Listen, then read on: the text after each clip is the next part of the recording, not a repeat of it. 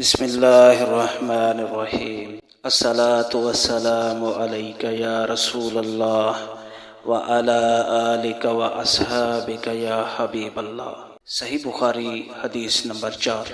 حضور صلی اللہ علیہ وآلہ وسلم نے وحی کے رک جانے کے زمانے کے حالات بیان فرماتے ہوئے کہا کہ ایک روز میں چلا جا رہا تھا کہ اچانک میں نے آسمان کی طرف ایک آواز سنی اور میں نے آسمان کی طرف دیکھا کہ وہی فرشتہ جو غار حرا میں میرے پاس آیا تھا وہ زمین اور آسمان کے درمیان ایک کرسی پر بیٹھا ہوا ہے، اور میں اس سے ڈر گیا اور واپس گھر آنے پر میں نے کمبل اوڑھنے کی خواہش ظاہر کی۔